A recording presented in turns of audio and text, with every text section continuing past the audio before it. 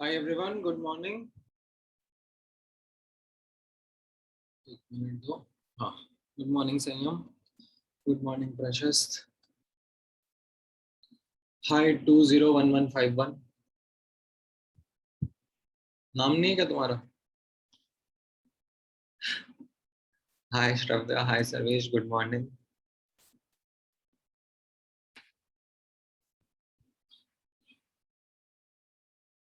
तुम्हें चाहिए कि हम तुम्हें ऐसे कोड नेम से ही बुलाएं?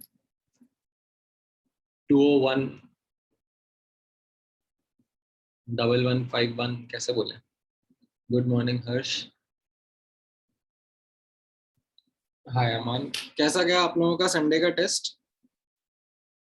Kinetics was super easy.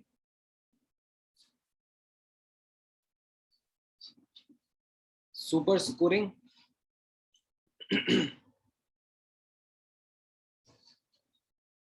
चलो गुड.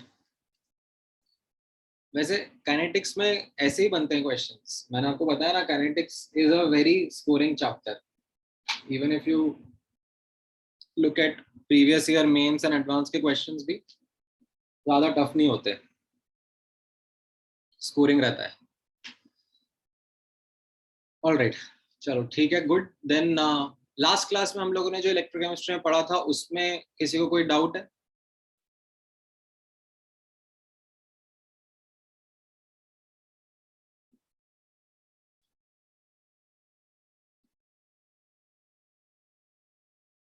नहीं नहीं, मैंने सिर्फ इतना बोला था सर्वेश कि इलेक्ट्रोकेमिस्ट्री स्कोरिंग होता है. तो जैसे पेपर भी आपका इजी था ना, तो even actual mains and advance में भी स्कोरिंग ही रहता है. Alright, now if you remember last class में हम लोगों ने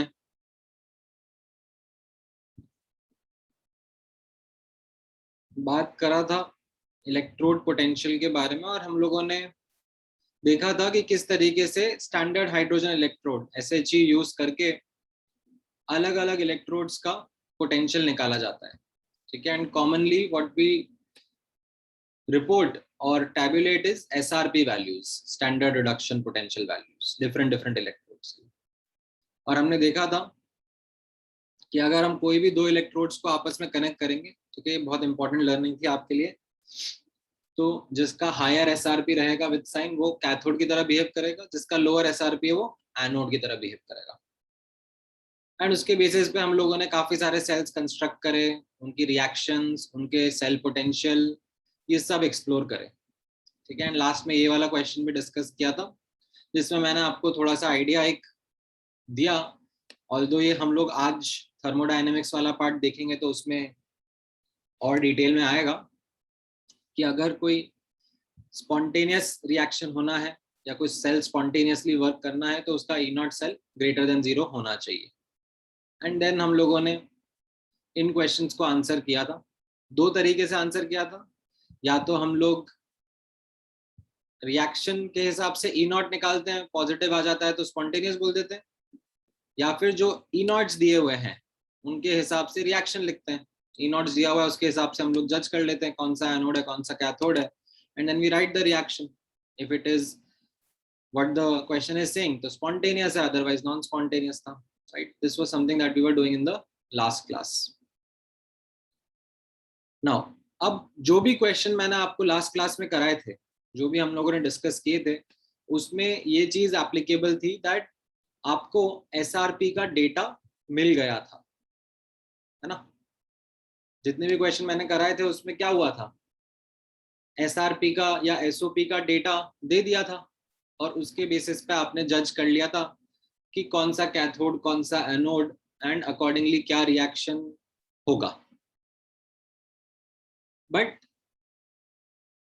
अब ऐसा भी है दैट कई क्वेश्चंस में हो सकता है कि SRP का डेटा ना मिले, एंड उसमें फिर आपसे ये एक्सपेक्टेशन होगी दैट आप स्टिल क्वेश्चन आंसर कर पाओ.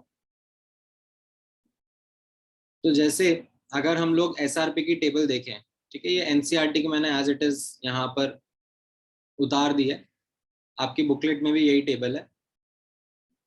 तो इसमें आप नोटिस करोगे ये हाइड्रोजन वाला तो 0 है अपना SHE, इसके ऊपर पॉजिटिव SRP वैल्यूज हैं और इसके नीचे नेगेटिव SRP वैल्यूज हैं, डिफरेंट डिफरेंट इलेक्ट्रोड्स के।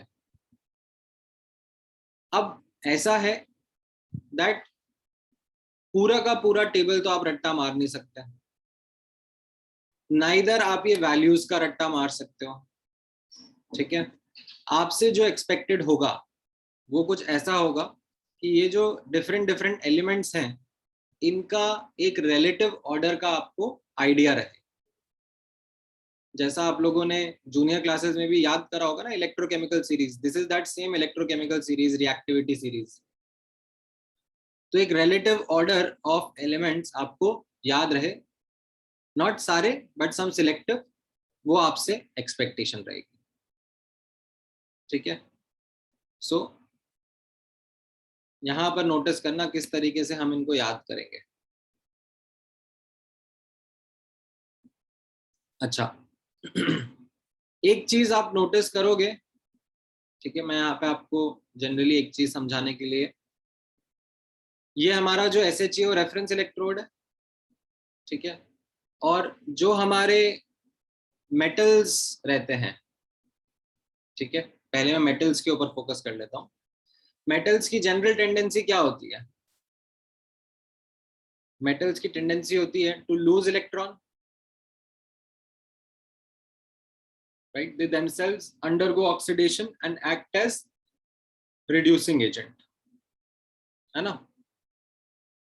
तो यहां पर आप नोटिस करोगे ये जो यहाँ पे मेंशन्ड है ये सब क्या है? These are all metal soluble electrodes, एक मेटल है और उसी का आयन है। इनके लिए आप नोटिस करोगे इन सब की ऐसे नेगेटिव SRP वैल्यूज है,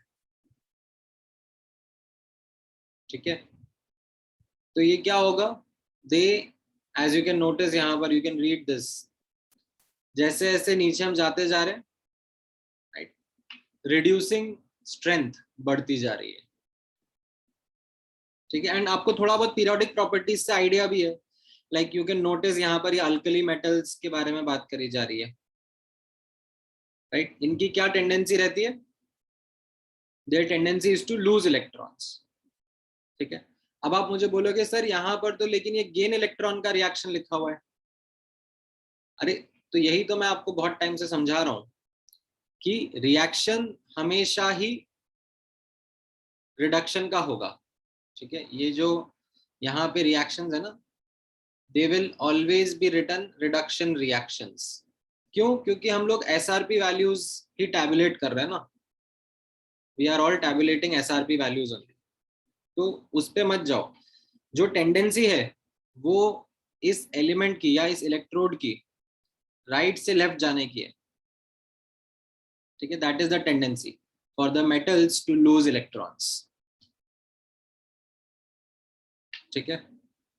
So metals have a tendency to lose electron, that is undergo oxidation, act as reducing agent, ठीक है।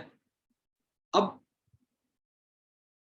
इसके नीचे ये एक इंपॉर्टेंट स्टेटमेंट याद रखना, जैसा हम लोग इस टेबल के हिसाब से समझ पा रहे हैं, लेसर द SRP, ठीक है, एंड मैं हमेशा always I will be discussing with sign, ठीक है।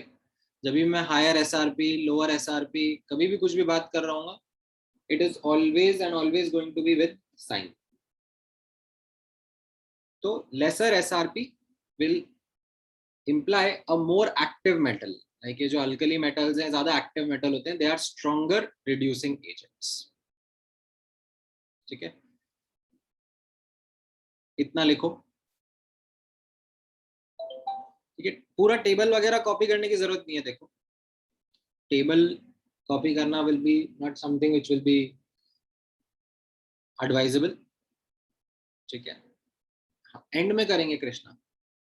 अभी यहाँ पर आप इस हेडिंग से लिख दो, मतलब like you can put the heading electrochemical series continued, and उसमें अब आप ये मेटल्स के बारे में हम लोग कुछ इंपॉर्टेंट पॉइंट्स लिख रहे हैं, वो आप लिखना शुरू करो।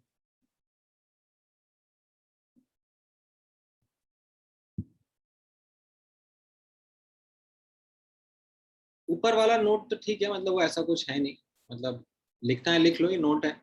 इन many question SRP data might not be given. For such cases we must remember electrochemical series and its learnings. तो अभी मैं आपको लर्निंग्स के ऊपर फोकस कर रहा हूँ, क्या क्या इंपॉर्टेंट लर्निंग्स है.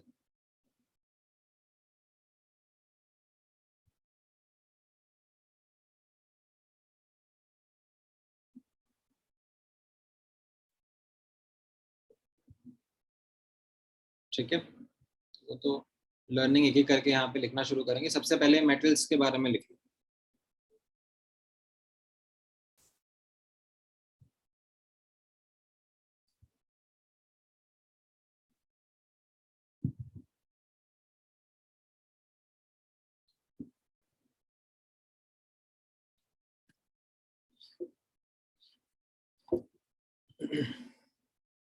लिख लिया.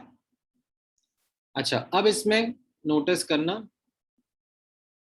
आपको एसआरपी वैल्यूज तो याद है नहीं, कि सबका एसआरपी वैल्यू याद है, कि आपको बता दें कि कौन सा एक्टिव है कौन सा लेस एक्टिव है. तो उसके लिए हम लोग एक निमोनिक यूज करेंगे, सो एज टू रिमेंबर ये मेटल्स का एक्टिविटी ऑर्डर. ठीक है, इसमें आप नोटिस करोगे ये हाइड्रोजन जो है वो अपना रेफरेंस है. ठीक है, कुछ मेटल्स जिनकी पॉजिटिव एसआरपीज है, लाइक कॉपर सिल्वर गोल्ड, जो लेस एक्टिव मेटल्स होते हैं. ठीक है, और कुछ मेटल्स है जिनकी नेगेटिव एसआरपी है, जो कि ज्यादा एक्टिव मेटल्स होते हैं. राइट.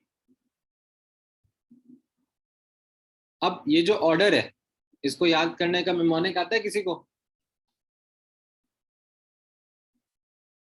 गाना गाना जो इसके लिए गाते हैं.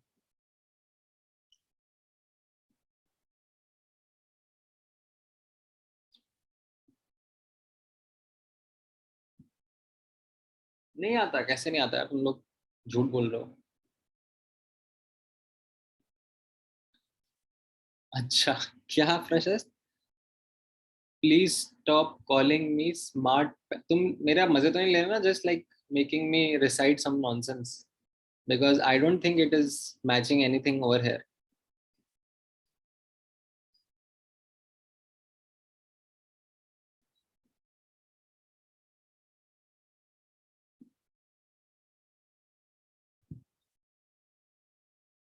अच्छा, मुझे जो याद है मैं बता देता हूँ, यहाँ पे सुनना. देख लो, लाइका, LIKCA, मतलब वो एक साथ करना. लाइका ने मांगी ऑल्टो जेन फरारी, सुनकर पापा बोले हाय क्यूटी, चांदी सोना ले लो. ठीक है, Laika is not wise, she only thinks about spending money. Papa is thinking about investment.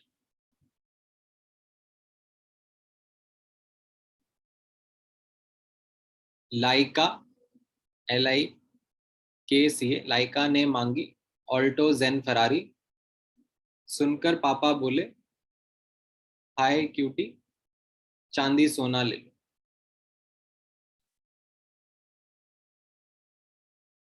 ठीक है, याद रखना है ये रिएक्टिविटी सीरीज आपको. लिख लो ये गाना भी कहीं पे, फटाफट करो इसको.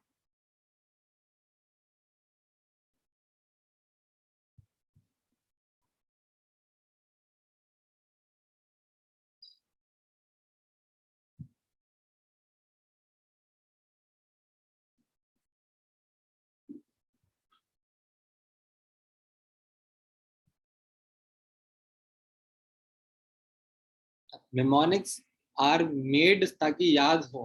अभी तुम्हें क्या मेमोनिक्स के लिए भी मेमोनिक्स बना के दें क्या आदित्य? कैसी बातें कर रहे हो तुम? मेमोनिक लिख के रखा करो ना, इसीलिए तो.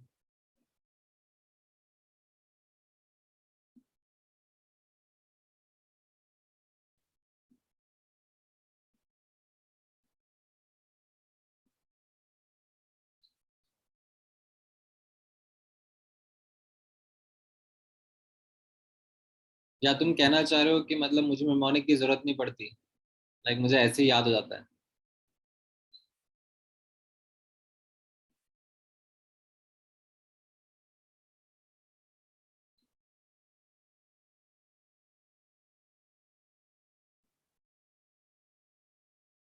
अच्छा,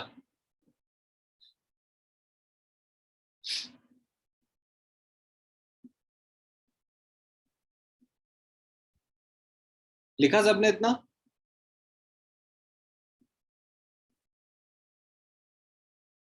अच्छा, इसमें अब कुछ कुछ इंपॉर्टेंट लर्निंग्स है, इनके साथ में वो नोट करना। जैसा आप यहाँ पे नोटिस कर रहे हो कि ये जो एक्टिव मेटल्स होते हैं, ठीक है, जिनका एसआरपी नेगेटिव रहता है, ये वाटर के साथ में काफी इजीली रिएक्ट करते हैं। ठीक है, स्पेशली ये जो ज्यादा एक्टिव वाले हैं, लिथियम, पोटेशियम, कैल्शियम, राइट, ये कैसे होते हैं? They are very active. तो ये वाटर से भी H2 निकाल देते हैं। ठीक है, because they are strong reducing agent, तो ये वाटर को भी रिड्यूस कर देते हैं, उससे H2 गैस निकाल देते हैं।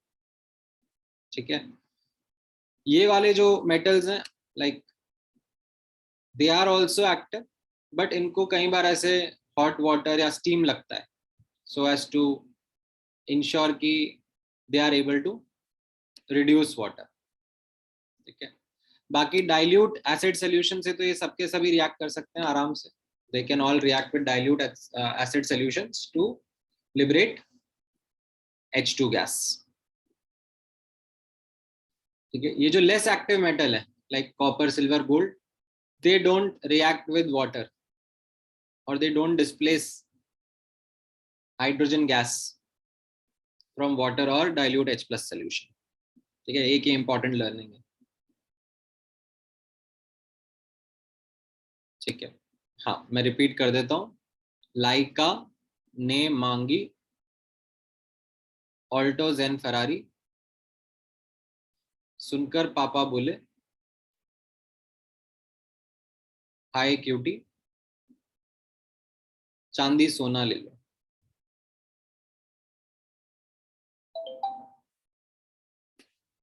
ठीक है,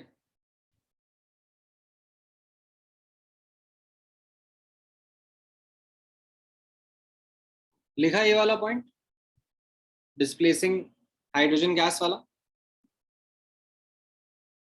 अच्छा, देन नेक्स्ट इंपॉर्टेंट लर्निंग भी यहाँ पे नोट करो। A more active metal can displace a lesser active metal का आयन फ्रॉम इट्स सोल्यूशन।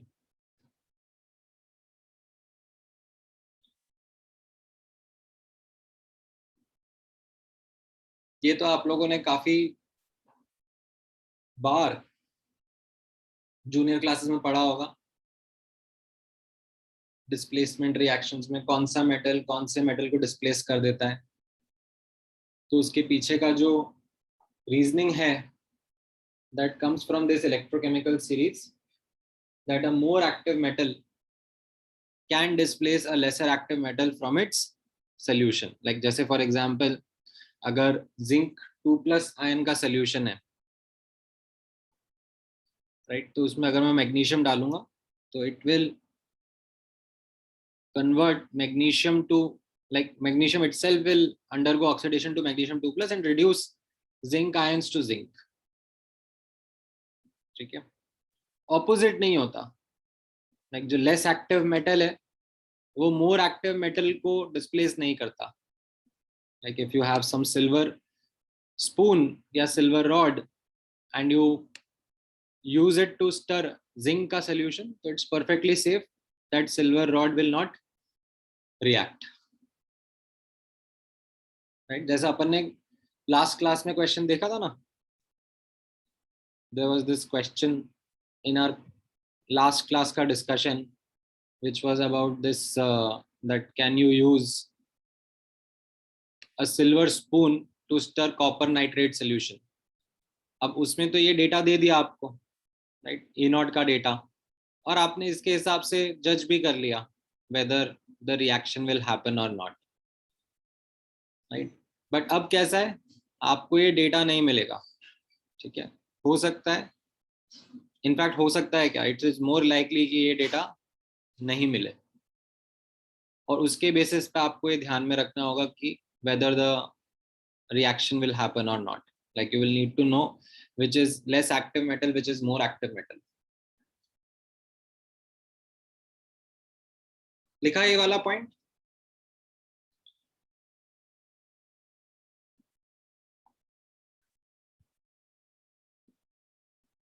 अच्छा चलो कुछ कुछ क्वेश्चंस आंसर करते जाओ फटाफट. इसमें तो मैंने डेटा दे दिया, चलो आपके सामने डेटा भी है. क्या आंसर रहेगा इसका? ठीक है, बुकलेट के ही हैं ये, मोस्ट लाइकली एफबीओ के क्वेश्चंस ही हैं. ठीक है दरवेश.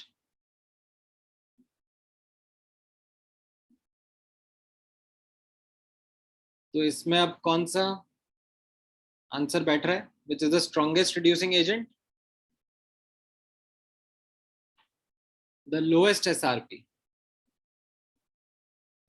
That is the strongest reducing agent. तो यहाँ पे लोएस्ट एसआरपी किसका दिख रहा है?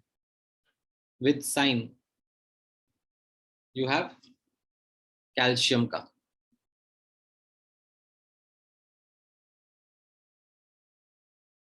ठीक है, कई बार ऐसे ऑप्शन में बच्चों को कंफ्यूज करने के लिए ऐसा ऑप्शन भी बन जाएगा, ऐसे कैल्शियम 2+ भी लिख देंगे.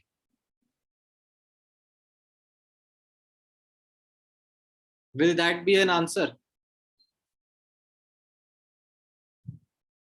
कैल्शियम 2+ थोड़े ना रिड्यूसिंग एजेंट होता है.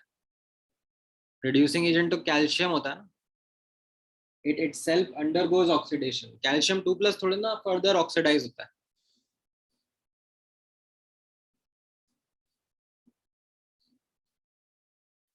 राइट, समझ में आया?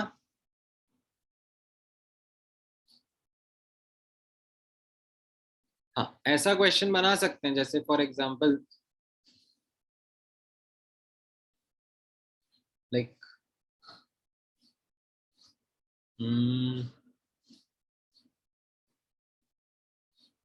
नहीं चलो ठीक है, वो अपने आप आएगा थोड़े टाइम में.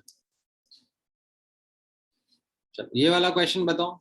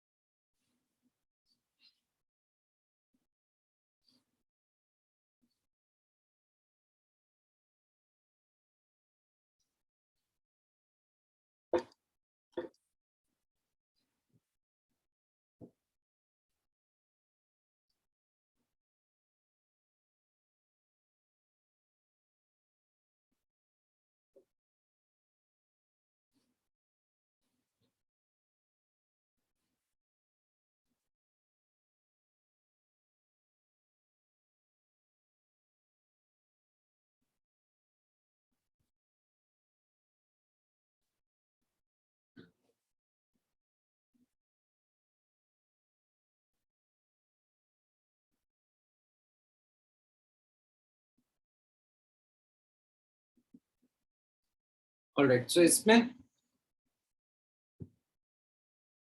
जो बोला जा रहा है कलरलेस सॉल्ट सॉल्यूशन है और उसमें कॉपर अगर हम डाल देंगे तो टर्न्स ब्लू. मतलब क्यों होगा? क्योंकि copper ions are blue in colour.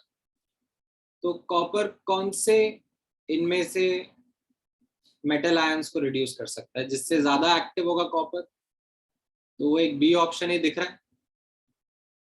जो अपन ने रिएक्टिविटी सीरीज देखी ऊपर, उसमें अब वापस देखोगे तो ये जो है सिल्वर इससे ज्यादा एक्टिव कॉपर है.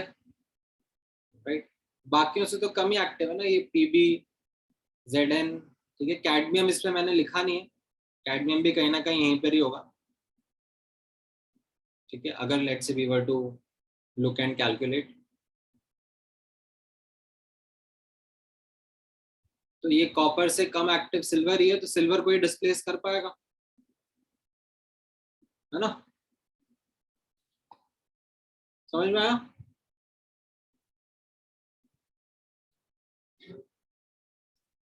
अच्छा, देन नेक्स्ट क्वेश्चन भी ट्राई करेंगे. लेट मी एक्चुअली,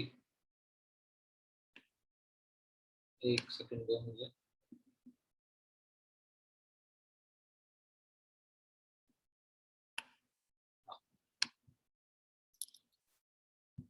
क्या रहेगा इसका answer?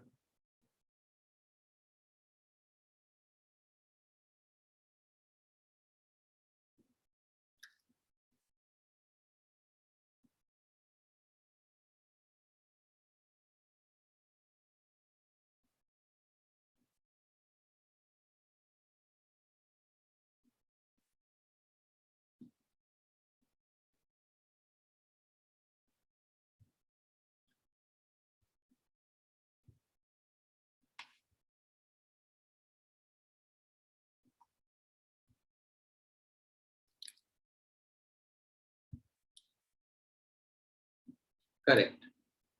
No reaction will take place. Right. Copper plus Fe2 plus is no reaction. Right? Because copper is less active than iron. ठीक है?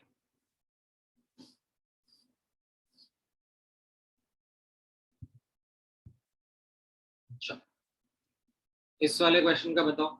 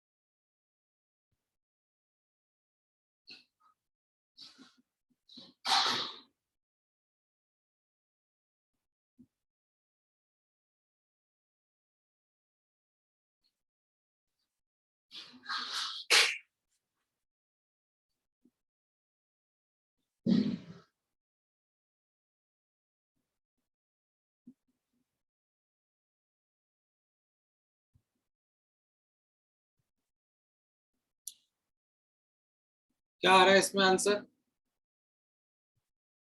Iron. Right. So what you want is a metal which is more active than copper, ताकि वो उसको displace कर सके. And that is something which is as per the series that we now remember. Iron would be the correct answer. ठीक है, सबका सही है. हाँ, ये बताओ.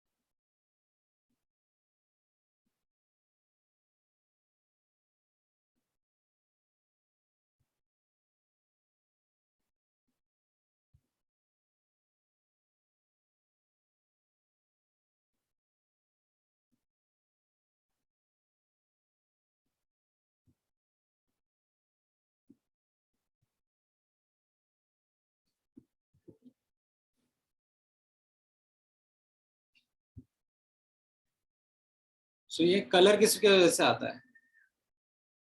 The color is due to formation of Cu2 plus ions.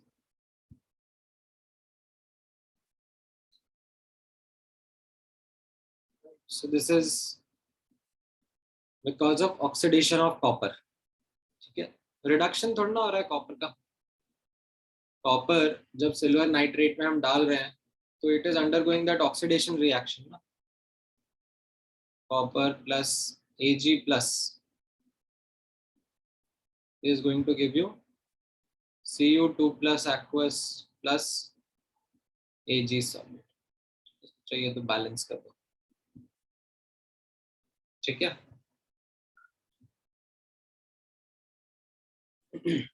तो जो ये कॉपर 2 प्लस आयन होता है, those are blue in colour.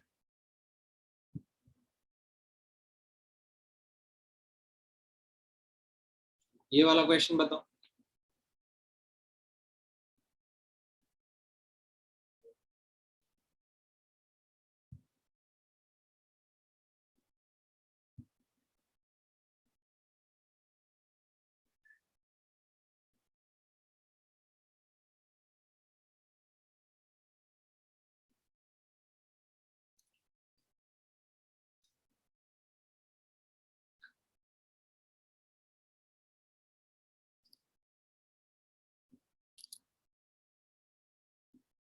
आ रहा है समझ में? No reaction will be there.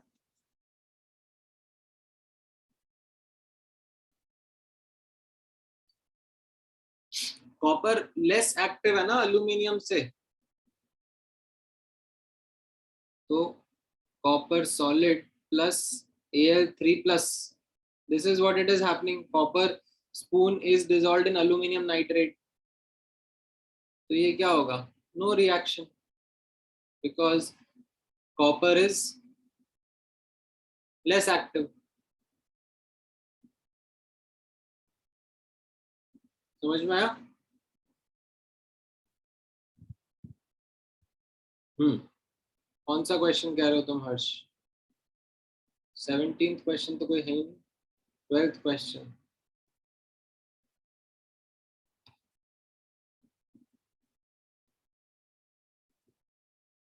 Right, चलो एक और क्वेश्चन ट्राई कर लो। इसमें क्या होगा?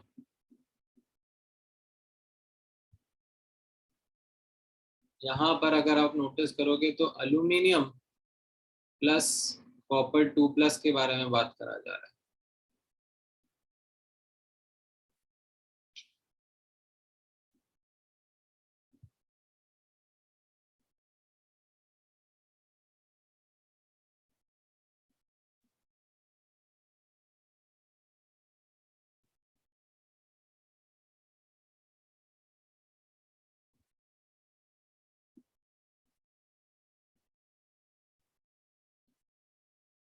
सिंगल चॉइस आंसर है, देखो।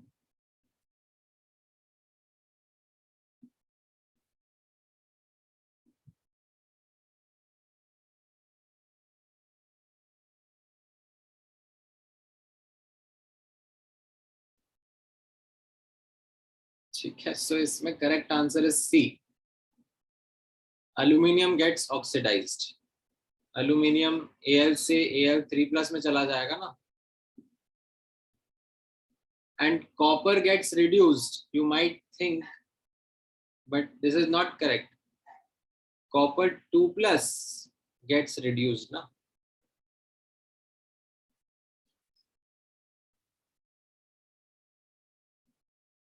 Okay, so these are sometimes finer details which are like built in into the questions ताकि students गड़बड़ करें। The correct answer is C option. Aluminium gets oxidized and copper 2 plus gets reduced.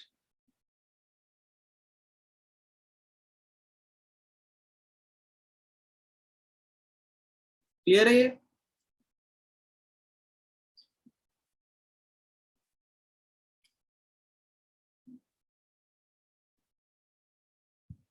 हाँ, मैं एक बार zoom out कर देता हूँ ताकि आप लोग स्क्रीनशॉट्स ले सको। क्वेश्चन तो लिखने में बहुत टाइम लग जाएगा। ठीक है, यहाँ से ये 16 से 12, 18, 19 इनका स्क्रीनशॉट ले लो।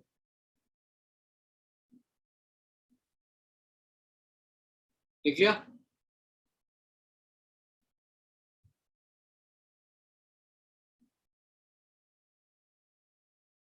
और फिर एक बार ये वाले का स्क्रीनशॉट ले लो, एक मिनट तो 21 से लेकर 26 वाले, 21, 22, 26।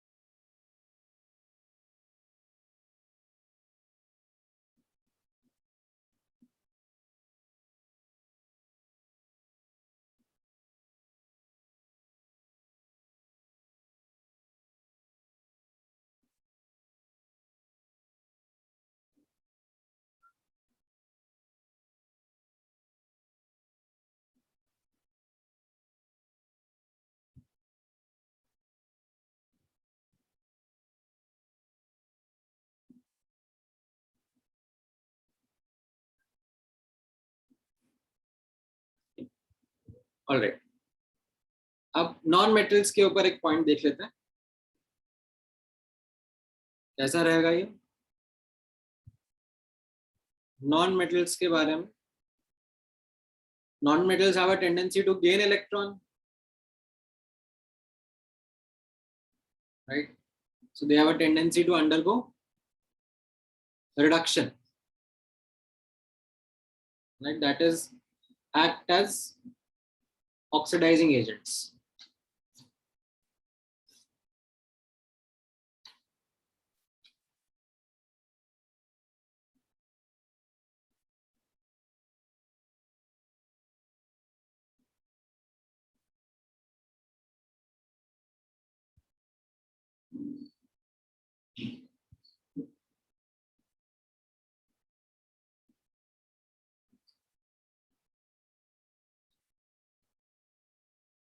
तो इसमें एक इंपॉर्टेंट लर्निंग रहती है that higher the SRP more active non metal रहेगा, ज्यादा स्ट्रॉन्गर ऑक्सीडाइजिंग एजेंट। ठीक है, so if I like take you back on that table, तो इसमें आप नोटिस करोगे यहाँ पर कुछ कुछ नॉन मेटल्स को, fluorine, chlorine, then bromine, iodine, right, इनके बारे में कैसा लिखा हुआ है that these have tendency to undergo reduction, like they want to gain electrons. तो जैसे जैसे हम लोग ऊपर जा रहे हैं वैसे वैसे ऊपर स्ट्रेंथ ऑफ ऑक्सीडाइजिंग एजेंट बढ़ रहा है। ठीक है, और भी इलेक्ट्रोड्स हैं, there are some other electrodes also that are there. ठीक है, बट अभी मैं जस्ट आपको सिंपल नॉन मेटल्स के ऊपर फोकस करवा रहा हूँ, like fluorine, chlorine, bromine, iodine, इनके ऊपर फोकस करवा रहा हूँ। ठीक है, तो इनमें कैसा आ रहा है, इसमें अगर आप नोटिस करोगे नॉन मेटल में higher the SRP, more active is the non-metal, stronger is the oxidizing agent. तो अगर मैं कंपेयर करूंगा तो you will find fluorine, chlorine, bromine, iodine में fluorine as a stronger oxidizing agent, right? And again the same thing can happen over here. A more active non-metal can displace a lesser active non-metal का ion from its solution, right? तो अगर आप यहाँ पर notice करोगे इस तरीके के रिएक्शंस हैं, तो ज्यादा एक्टिव मेटल है लाइक नॉन मेटल है लाइक क्लोरीन, तो वो ब्रोमाइड आयन को डिस्प्लेस कर सकता है फ्रॉम इट्स सॉल्यूशन, Br2 बना देगा। ठीक है, I2 F माइनस को नहीं कर पाएगा, I2 इज लेसर एक्टिव।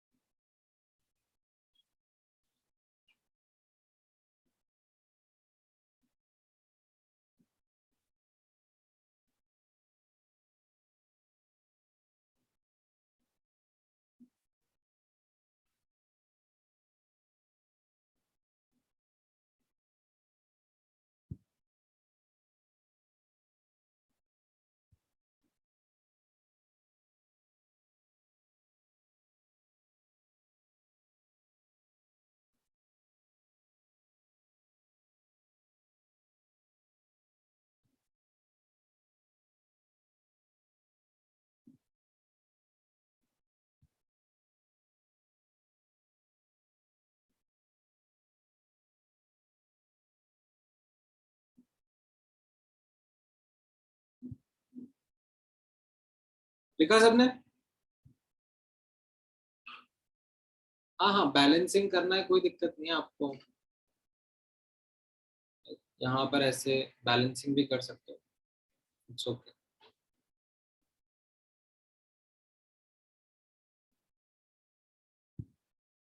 ना, ये वही मतलब रिएक्टिविटी सीरीज में जस्ट मैंने ऐसे हाईलाइट कर दिया, जैसे पहले ऊपर करा हुआ था। अच्छा, तो ये आपका इलेक्ट्रोकेमिकल सीरीज का पार्ट था। ठीक है, इलेक्ट्रोकेमिकल सीरीज अब आपको रीड करना आता है, इससे इंपॉर्टेंट लर्निंग्स भी समझ में आती है, राइट? क्या क्या इंपॉर्टेंट लर्निंग्स थी, जैसे हमने देखा यहाँ पर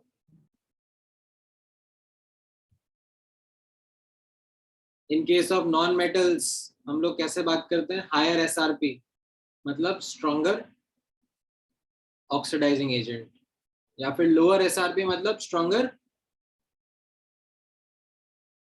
रिड्यूसिंग एजेंट, है ना?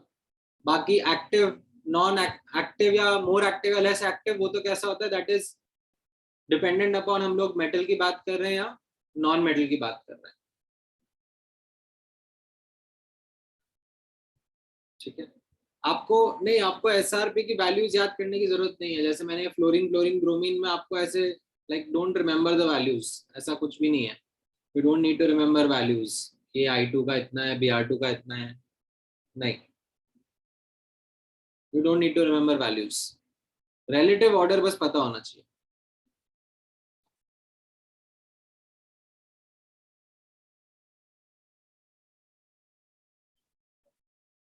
ठीक है,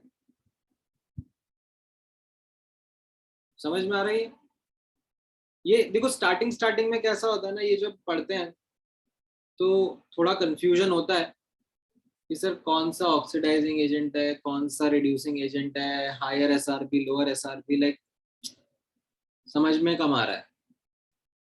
एंड वो समझ में कम इसलिए आ रहा होता है क्योंकि दिमाग में एकदम बैठा नहीं होता ना, तो आप क्वेश्चन ट्राई करते हो तो आप थोड़ा कंफ्यूज होते रहते हो कि सर कहाँ पर क्या अप्लाई करना था, क्या लिखना था, वो समझ नहीं आ रहा। वो क्लैरिटी आती है क्वेश्चन सॉल्व करने के साथ ही, एंड उसमें 2 आइट्रेशन 3 आइट्रेशन लग जाते हैं। पहले तो आप कॉन्सेप्ट समझते हो और फिर बार बार कॉन्सेप्ट को अप्लाई करते हुए क्वेश्चन सॉल्व करते हो, तब फिर वो दिमाग में बैठने लगते हैं कि अच्छा, these are the statements that we need to understand and remember. ठीक है, तो थोड़े बहुत और क्वेश्चन ट्राई करोगे, मैंने आपको थोड़े से क्वेश्चन ही प्रैक्टिस करा है, थोड़ा और आप प्रैक्टिस करोगे इन योर होमवर्क, आज मैं भेजूंगा आप लोगों को, तो you will be in a much much better position. ठीक है, तो नेक्स्ट देख लेते हैं हम लोग, नेक्स्ट हेडिंग जो है that is thermodynamics of a cell. ठीक है ना, थर्मोडायनामिक्स ऑफ सेल में आप नोटिस करना,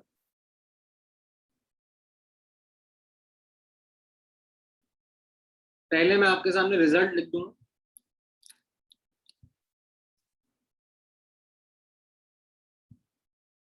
सो वी अंडरस्टैंड दैट इस चैप्टर में हम लोग chemical energy and electrical energy या फिर आप बोल लो इलेक्ट्रिकल वर्क के बीच का इंटर कन्वर्जन पढ़ रहे हैं,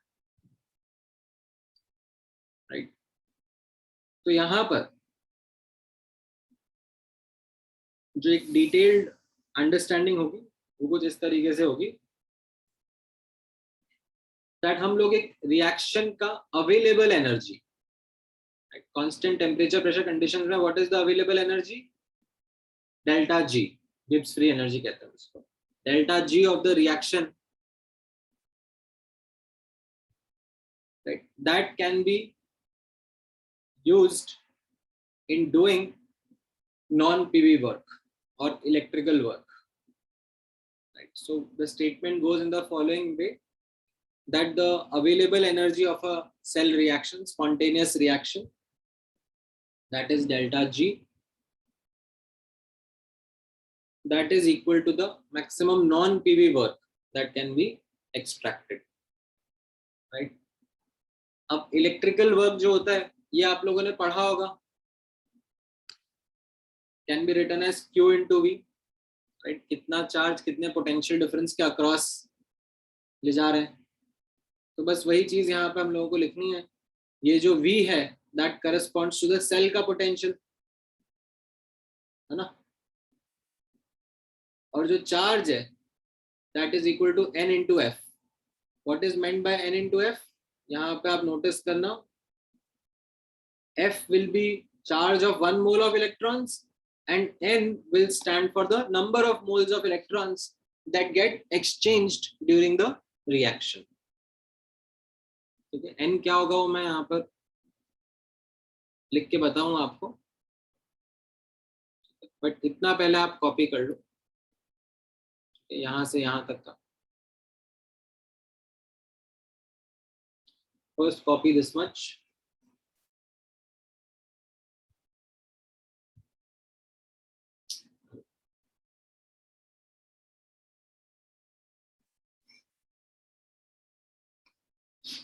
डेरिवेशन आप लोगों ने देखा हुआ है, राइट। ऐसा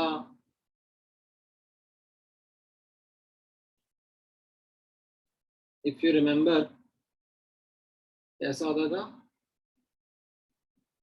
G is equal to H minus TS, dG is equal to dH minus TDS minus SDT, right. DH को आप क्या लिख सकते हो, DU plus TDV plus VDP minus TDS minus SDT, है ना। फिर जो DU है, DU को आप क्या लिख सकते थे, फर्स्ट लॉ से DU can be written as DQ plus DW और वर्क में भी आप दोनों लिख सकते हो, PV एंड नॉन PV, है ना। ये आप DU को ऐसे लिख सकते हो ना,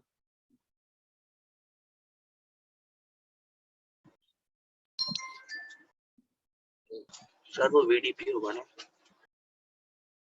हाँ सॉरी VDP, और फिर बाकी के टर्म्स एज इट इज लिख लो, plus PDV plus VDP minus TDS minus SDT, right. अब ये जो DQ है और TDS है ये कैंसिल आउट हो जाएंगे,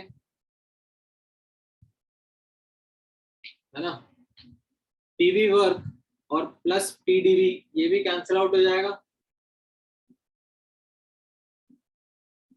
क्योंकि PV वर्क क्या होता था, माइनस PDV होता था PV वर्क, है ना। तो ये आ जाएगा DG is equal to DW non PV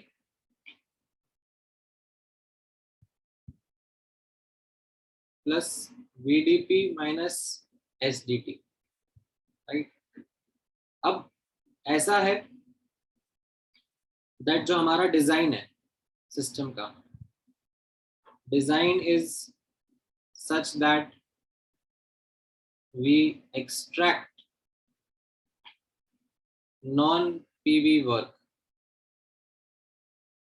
under constant T, T conditions, right. तो यहाँ पर अब आप ये VDP और SDT इनको 0 पुट कर सकते हो क्योंकि कांस्टेंट प्रेशर टेम्परेचर कंडीशंस है। So you can write DG is equal to DW non PV, right? And this is what we have written over here, that DG is equal to the non PV work, right? अब non PV work जो है वो हम लोग क्या बोल रहे हैं यहाँ पर, इलेक्ट्रिकल वर्क है। इलेक्ट्रिकल वर्क QV होता है, राइट। What is QV? कितना चार्ज कितने पोटेंशियल डिफरेंस के अक्रॉस जा रहा है, राइट। तो जब आपने जो डिजाइन है आपके सेल की उसमें पोटेंशियल डिफरेंस जनरेट हुआ, दैट इज E,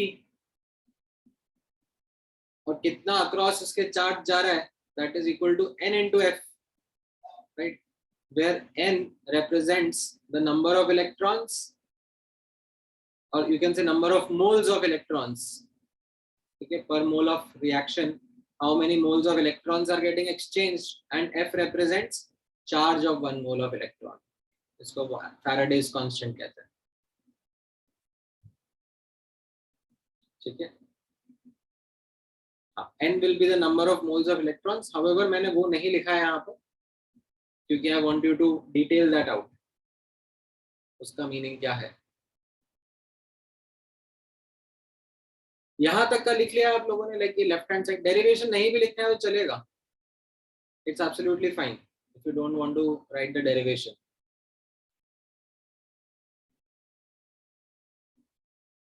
ठीक है, लिख लिया तो बहुत अच्छी बात है. ये लेफ्ट हैंड साइड वाला पार्ट यहाँ तक का सबने लिख लिया.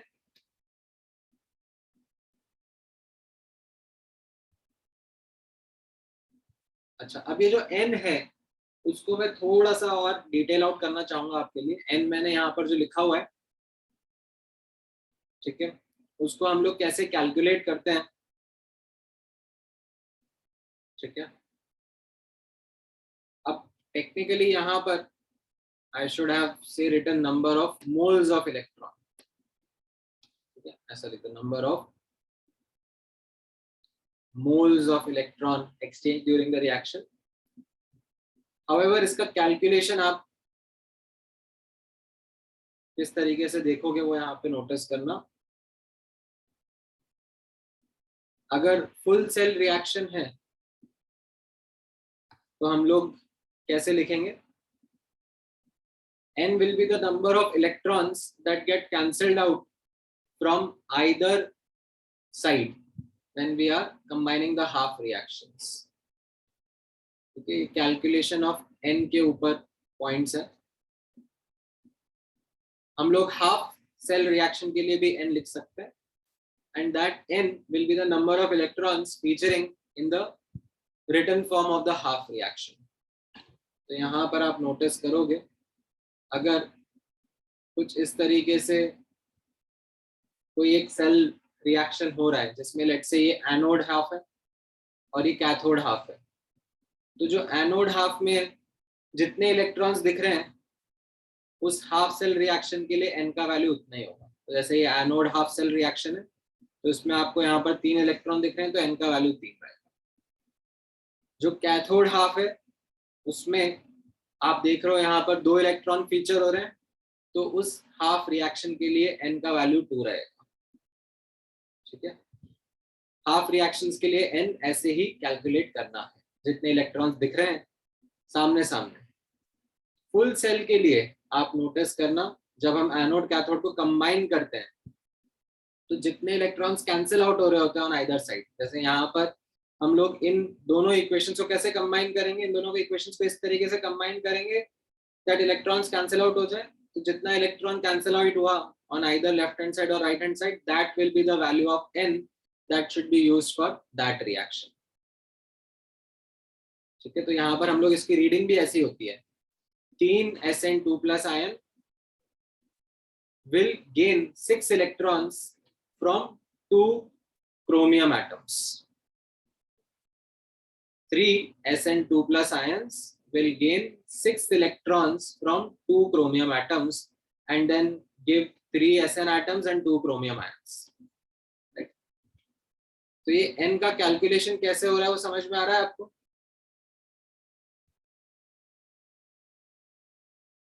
ये काफी इंपॉर्टेंट रहेगा. Sometimes n is confused as n factor. ठीक है, n is not n factor over here. ठीक है, ध्यान से सुन लेना. Sometimes it may be the case.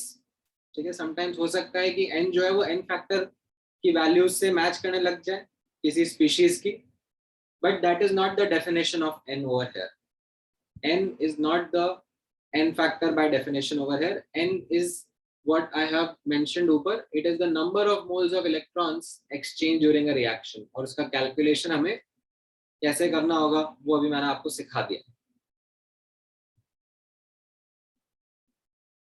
ठीक है, इसको लिख लो अच्छे से।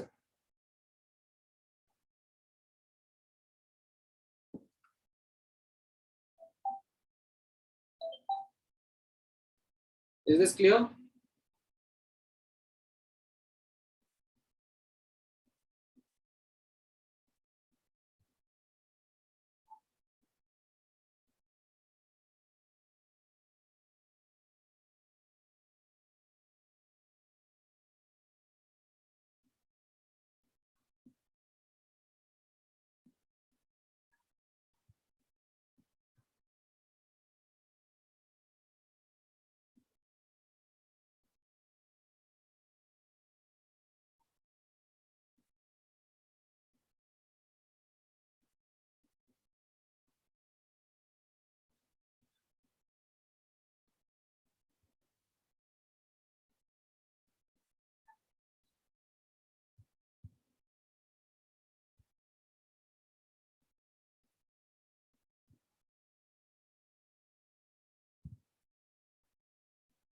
पहले का रह गया, पहले का क्या रह गया? कौन सा पार्ट रह गया? This is the heading thermodynamics of the cell, जो हम लोग पढ़ रहे हैं।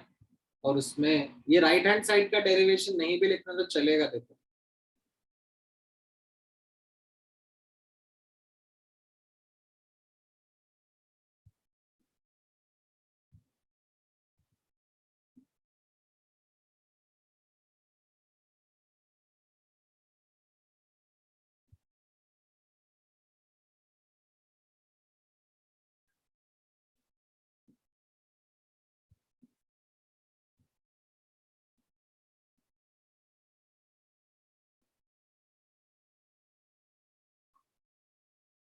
ठीक है, क्लियर है ये?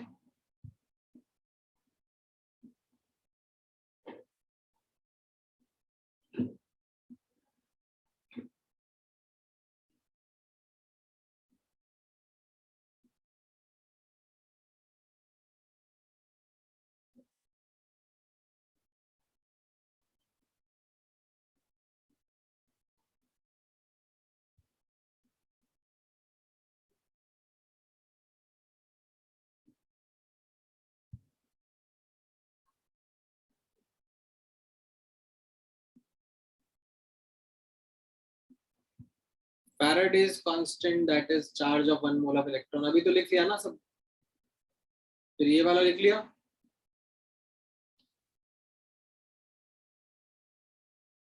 n is the number of moles of electrons, लिख लो इसको अच्छे से, लिख लो।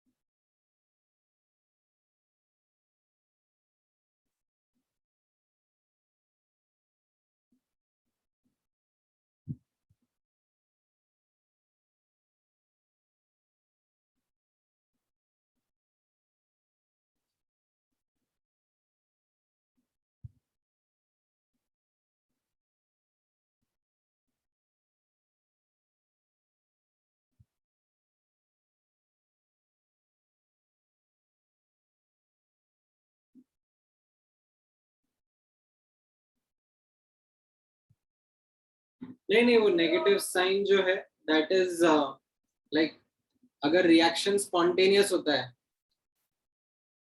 राइट, तो ये डेल्टा जी नेगेटिव होता है ना, तो स्पॉन्टेनियस रिएक्शन के लिए डेल्टा जी नेगेटिव होगा एंड ई पॉजिटिव होगा।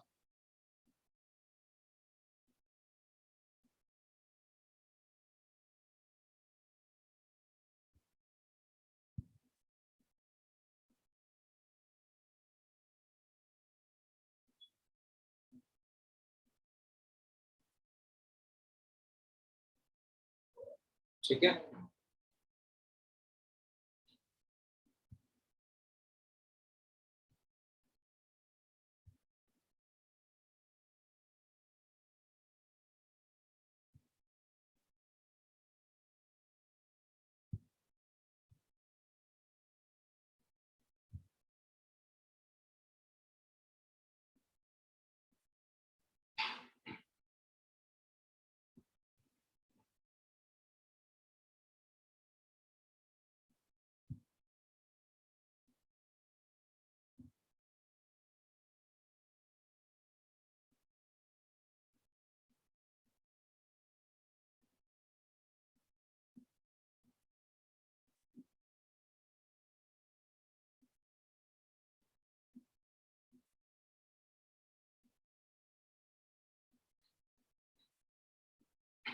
ऑल राइट, चलो एक एक क्वेश्चन ट्राई करो बेस्ड ऑन दिस. एक लेट मी रब द आंसर. 1 मिनट दो.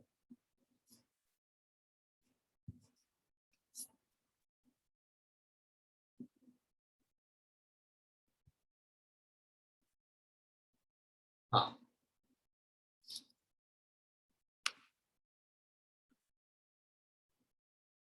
ठीक है, ट्राई करो ये वाला क्वेश्चन.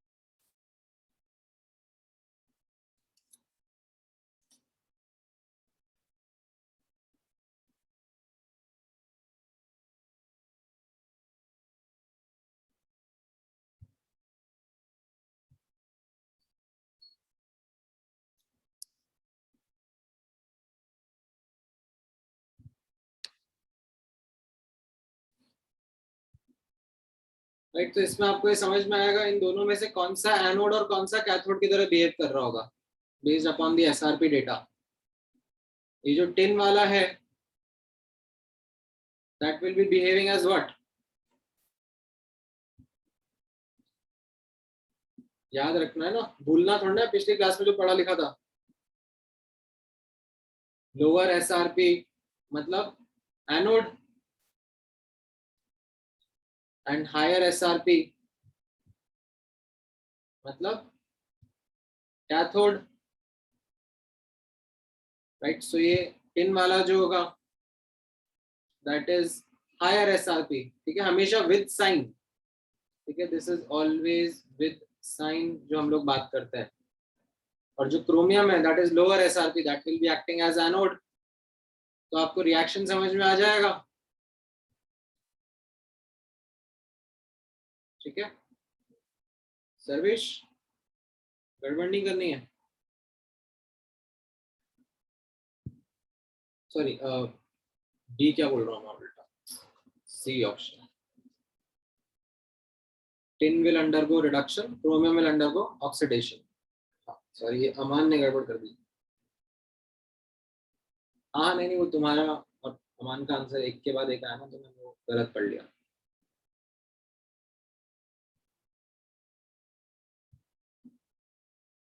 अभी डेल्टा जी नॉट निकाल लो. ई नॉट सेल कितना हो जाएगा.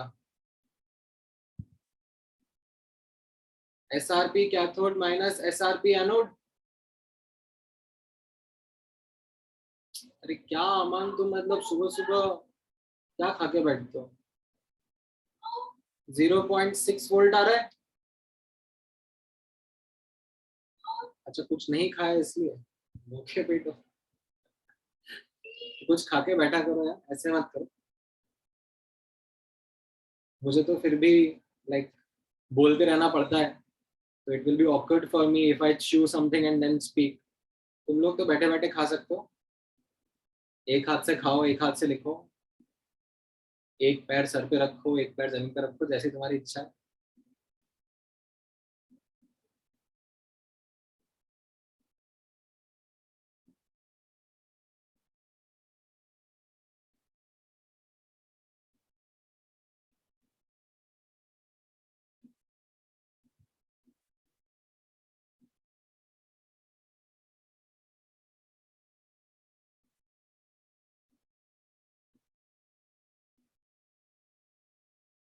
ऑलराइट, तो इसका आप कैलकुलेशन कर रहे हो.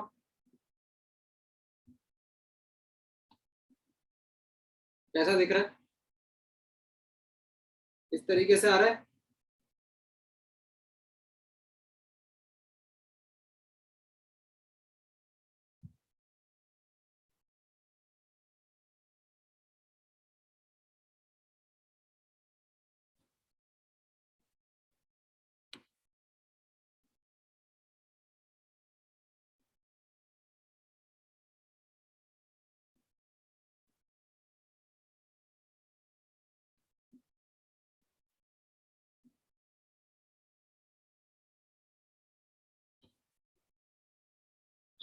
ये D option -347, I think that should be the correct answer.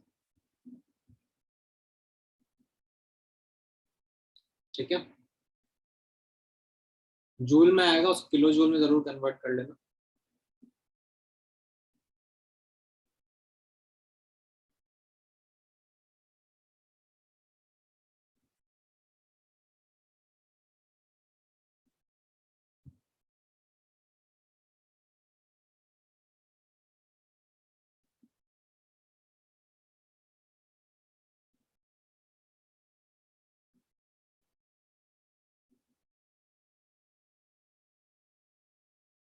ठीक है, नेक्स्ट टॉपिक देखना. These are like you can say applications of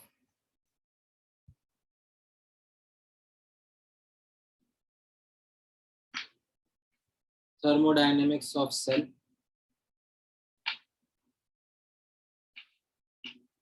Now पहला application है that it can be used to calculate the equilibrium constant of a reaction.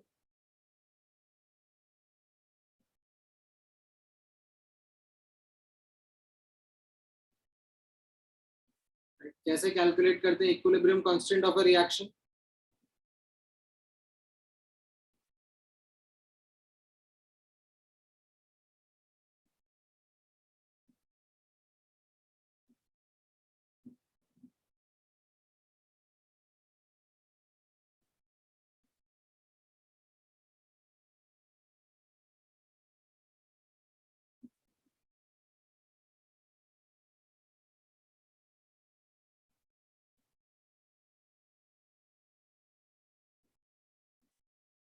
आपने chemical equilibrium chapter में पढ़ा था delta G naught was equal to minus R T ln के,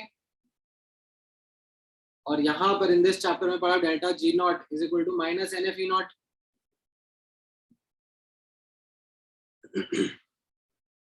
right, तो अब आप उनको रिलेट कर सकते हो.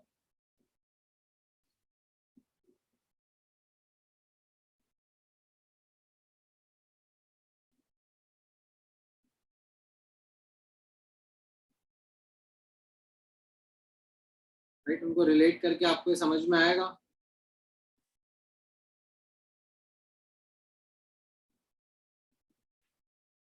That you can write E naught is equal to RT by NF ln K, right? या फिर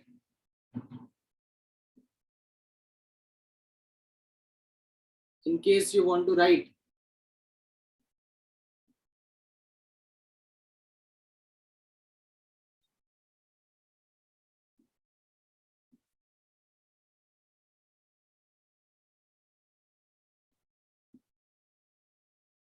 at 25 डिग्री सेंटीग्रेड, तो आप ये T का वैल्यू एंड इसको यहाँ पे नोट करके लिख सकते हो. R का F का सब्स्टिट्यूट करके थोड़ा एक सिंप्लीफाइड वर्जन भी आ जाता है.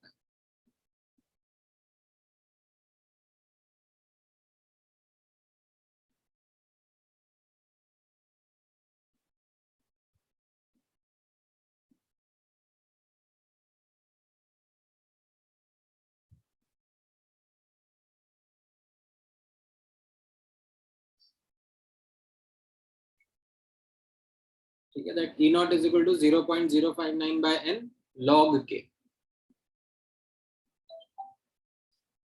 ठीक है,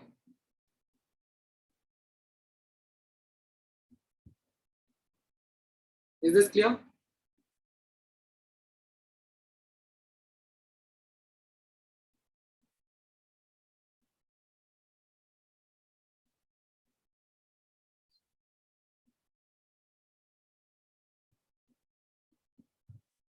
Right,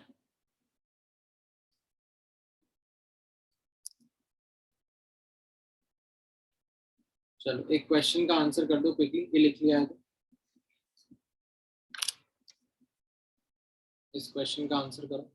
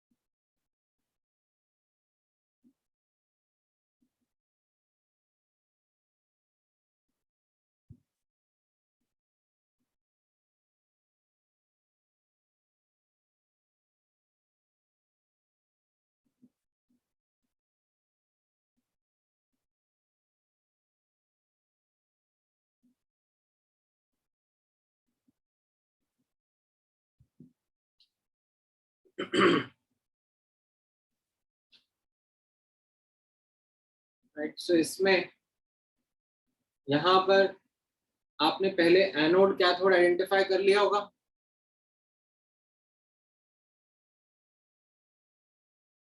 anode will be Sn side and cathode will be the hydrogen side. और ई नॉट सेल जो रहेगा वो SRP cathode minus SRP anode, तो 0.014 वोल्ट आ गया होगा। राइट, अब इसमें एन का वैल्यू कैसे निकालेंगे, आप नोटिस करोगे एन का वैल्यू कैसे निकल रहा होगा। जब ये सेल रिएक्शन में आप नोटिस करोगे तो कितने इलेक्ट्रॉन्स का एक्सचेंज हो रहा है, दिख रहा है ना, यहाँ से 2 इलेक्ट्रॉन्स का एक्सचेंज हो रहा है। तो आपने ए नॉट निकाल लिया, एन निकाल लिया, बस आप फॉर्मूला में पुट कर दो।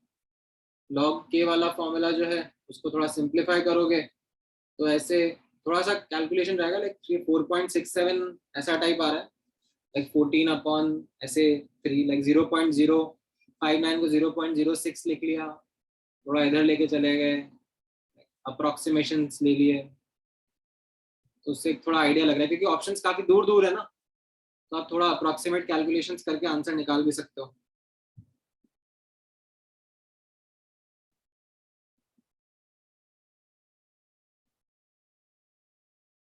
Based upon those approximations.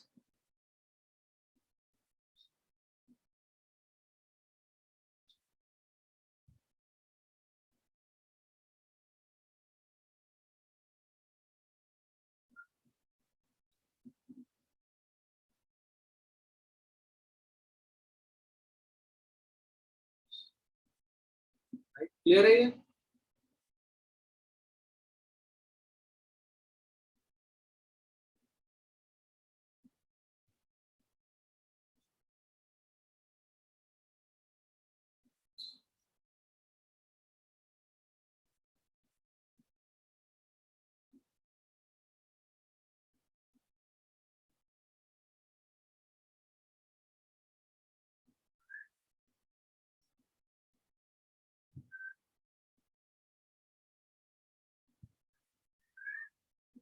All right.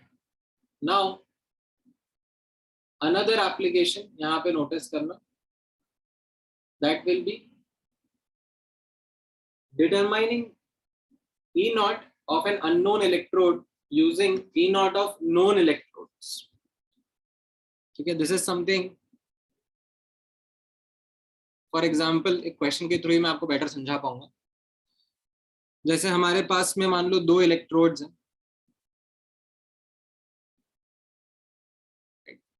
एक ये Fe2+ से Fe जा रहा है, इसका एसआरपी हमें पता है, और एक है Fe2+ से Fe3+, इसका एसआरपी भी हमें पता है। अब अगर मैं आपसे पूछूं कि मुझे Fe3+ से Fe2+ निकालना है, तो उसका क्या आंसर रहेगा? तो एक कोशिश करना चाहोगे आप लोग?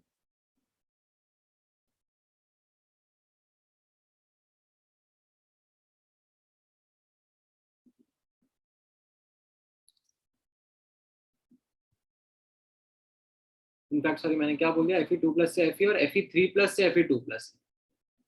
ठीक है, तो Fe3+ से Fe कितना होगा?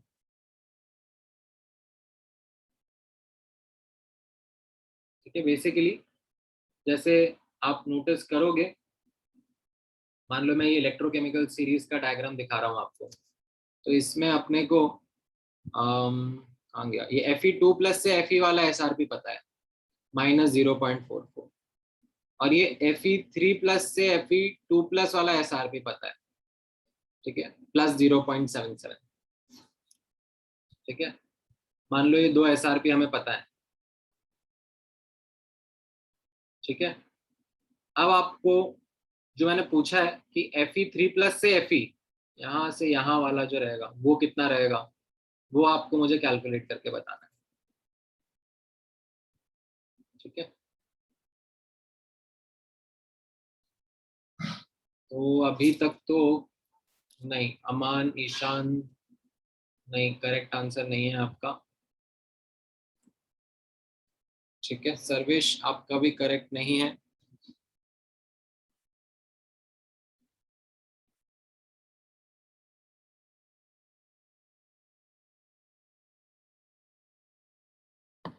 नहीं, किसी ने भी अभी तक सही आंसर नहीं दिया है।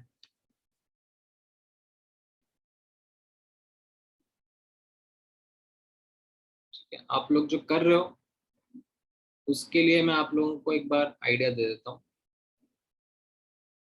ठीक है, यहाँ तक का तो आपको समझ में आ ही रहा होगा। एक let me just zoom out a bit. ये इतना आपको समझ में आ रहा है?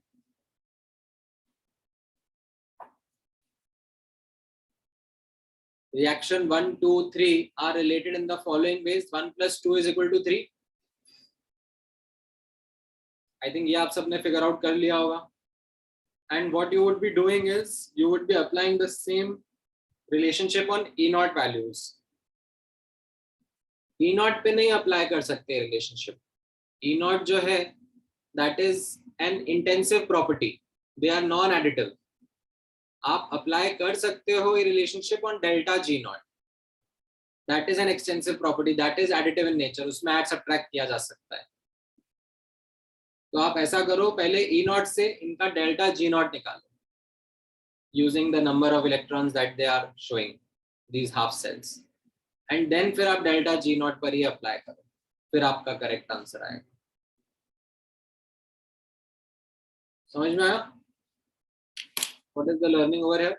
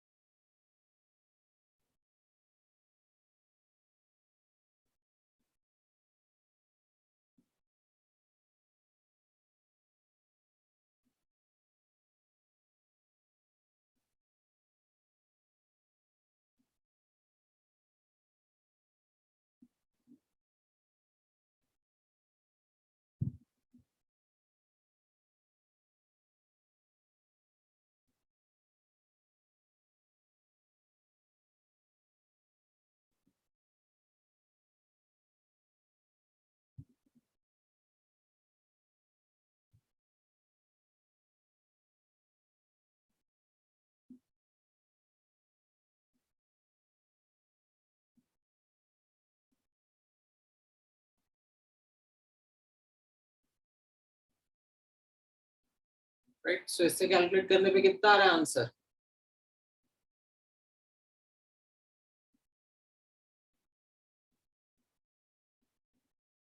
इससे आप कैलकुलेट करोगे तो 0.55 आ रहा है। ठीक है, 0.55 मान लो। प्लस आ रहा है माइनस आ रहा है? प्लस आ रहा होगा, 0.55 वोल्ट। ठीक है, क्लियर है ये?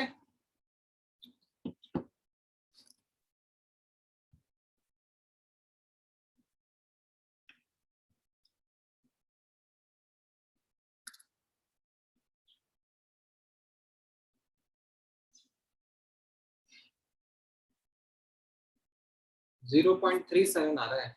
एक मिनट रुको, साइन वगैरह प्रॉपर्ली देख लेना। -2 और -0.44, अच्छा +0.88 हो जाएगा।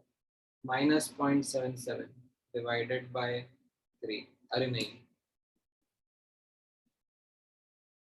और वो भी माइनस साइन के साथ में आ रहा है। हाँ, -0.0367 ऐसा आ रहा है प्रशस्त। हाँ, ये क्वेश्चन था।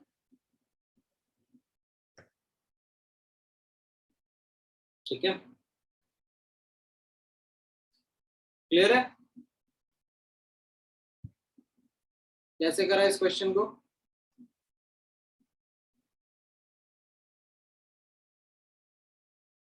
चलो आज के लिए यहाँ तक का डिस्कशन काफी है।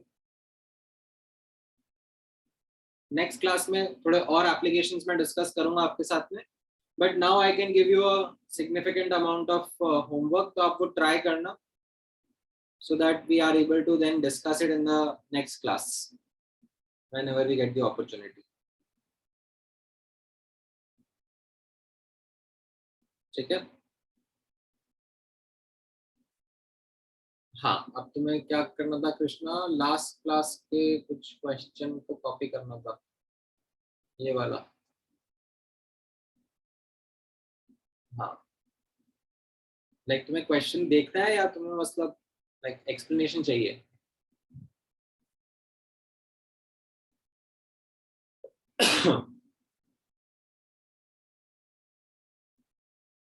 अच्छा तो ले लो स्क्रीनशॉट। आज तक किसी का कुछ छूट गया, anything you would want to copy, कुछ मिस हो गया है?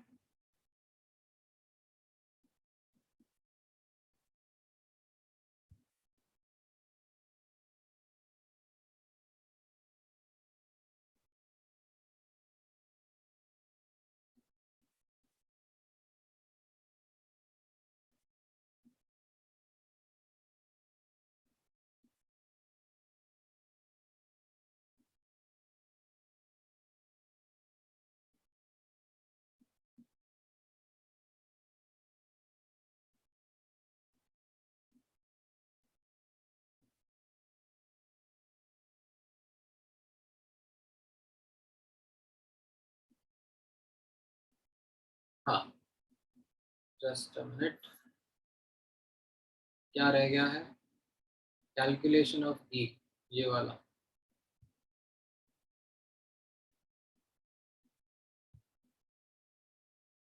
जो इनके एन थे वो आपने नोटिस करा ना, पहला वाला जो रिएक्शन है उसमें एन का वैल्यू 2 लिखने में आएगा क्योंकि 2 इलेक्ट्रॉन दिख रहा है, सब हाफ रिएक्शन है। तो जितने एन यहाँ पे दिख रहे हैं इन हाफ रिएक्शंस के, वही इनके एन की वैल्यूज लिखनी रहेंगी। ठीक है, वो हमने यहाँ पर लिख ली है, ई नॉट 1 2 3 है, वैसे डेल्टा जी नॉट आ जाएंगे minus n F E nought लिखकर, और फिर उन डेल्टा जी नॉट्स को यहाँ पे रिप्लेस कर दो minus n F E noughts को।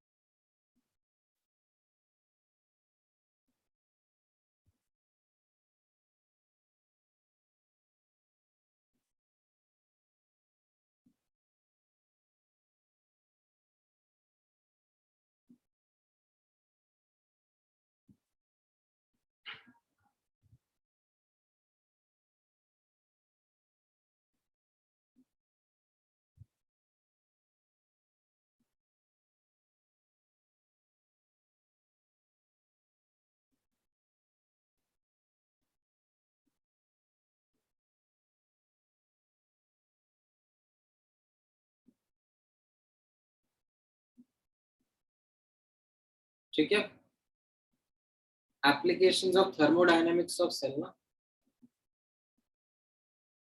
और कुछ कॉपी करना है?